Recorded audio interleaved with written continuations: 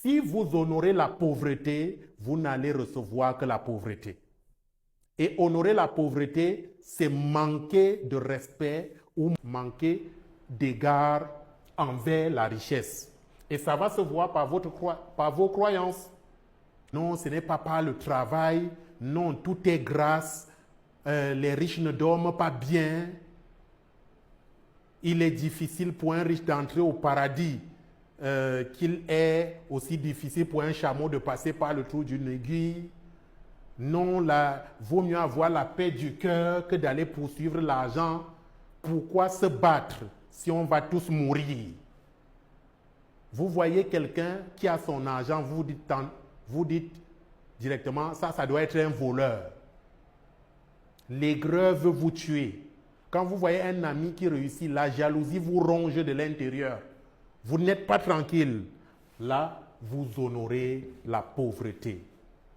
Et la pauvreté va donc élire domicile chez vous. Elle va vous traumatiser.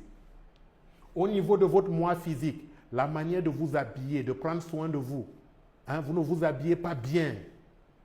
Vous êtes crasseux, vous sentez mauvais, vous n'utilisez pas du bon parfum. Soit vous lavez seulement quand vous êtes en train de sortir. Même quand vous voulez dormir la nuit, vous ne vous mettez pas bien. Quand vous honorez la richesse en allant au lit, vous vous habillez bien. Vous mettez du blanc sur vous, vous vous parfumez avant d'aller au lit. Par contre, quand vous honorez la pauvreté, vous dormez d'abord sur un lit bizarre. Votre drap est le genre que vous vous couchez dessus et le matin, le drap est au sol. Ça, vous honorez la pauvreté et elle va élire domicile chez vous. Vous honorez la pauvreté par le moi social. C'est-à-dire que les amis que vous avez, si vos 5 plus proches amis sont des pauvres, des miséreux, en fait, vous êtes en train d'honorer la pauvreté et elle va élire domicile chez vous. Si les environnements que vous fréquentez, quand vous avez envie de manger, on vous voit dans les tournes d'eau, au bord de la route, vous prenez les brochettes, vous mettez là dans la bouche, vous honorez la pauvreté et la pauvreté va élire domicile chez vous. Si biologiquement vous vous nourrissez de bourratifs, vous voulez la quantité et non la qualité, vous honorez la pauvreté. Si spirituellement, vous n'avez pas une intensité spirituelle assez élevée, vous croyez que la pauvreté est une vertu et que vous irez au paradis parce que vous êtes resté pauvre ici sur terre. Ça, c'est des croyances spirituelles par lesquelles vous honorez la pauvreté. Et même dans vos prières, vous demandez à Dieu de vous donner les choses et vous ne faites pas votre travail d'homme.